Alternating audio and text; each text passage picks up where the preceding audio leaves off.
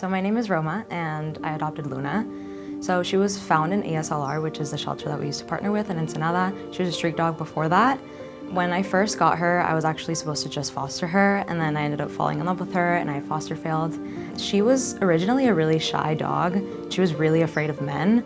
Like, we were just walking down the street and she would, like, every man that would come, basically she would just like growl at them, like bark at them, anything like that. And now she's like a completely different dog. Like, she'll let men pet her, she's just completely opened up to men now. She was very slow when we would go out to walk, and she was very unsure about like all her surroundings, very paranoid really with everyone. Luna didn't really have, I feel like, that much experience in a home.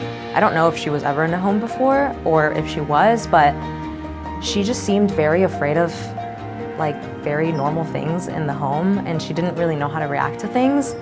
And so it was just, it's an experience that you get to have with that dog to like kind of mentor it into like a home and being like, hey, it's okay, like this is a chair, if I move it, it's not gonna hurt you, kind of stuff like that. She loves to just chase lizards. And I know that's like a very typical dog thing, but she like goes hard with the lizards. Like, she loves it. She has the time of her life doing that.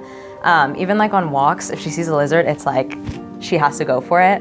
It's just the cutest thing to see her having such a good time doing something so simple. And just seeing her just happy makes me so happy, because I just remember how she was when I was first fostering her. Her tail like very rarely like wagged. She didn't really have many things that she looks forward to, and walks are like that one thing that she was like, okay, like I think this house is something that I can get used to. It's just crazy to me that no one gave her a chance before, because she's so easy to please and yet she's so happy all the time. So after I adopted her, 3 days after, we actually found out that she was pregnant and no one knew. So the vet actually told us, yeah, she's due in a week. And I was like, oh my God. So I was calling everyone at TAP, like, yeah, Luna's pregnant. She was placed in a temporary foster where I could go visit her, someone that actually had litter experience. The vet actually thinks she's had a pregnancy prior to this one, and she's only 2.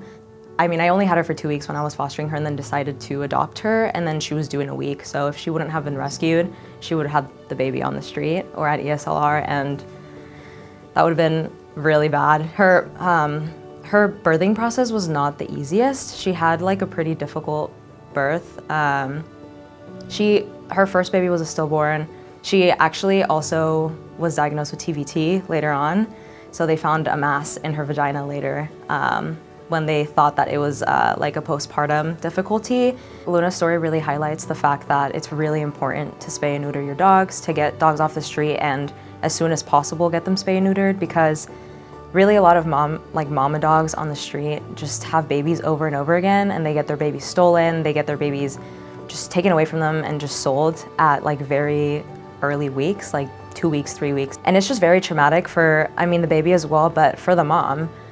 People don't really take that into consideration, I think, just because they're like, oh, it's a dog, like it has babies, like it's fine, but it's traumatic. Luna and her puppies were separated a little bit early because of the fact that she had TVT and she could no longer lactate. She would be home and she would hear like puppies on the TV or something, and she would freak out, she would start crying, she would run all over the house, and she wouldn't be able to settle down for like an hour. And it was just the saddest thing to see. She knew that she shouldn't be away from her babies, and she had no choice. She had to do it. So the fact that people do that on purpose is just horrible. Despite having TVT, despite all of that, she still had 5 babies and they're all healthy. So if she wouldn't have been rescued, I don't think she would be alive, and I don't think her puppies would be alive either.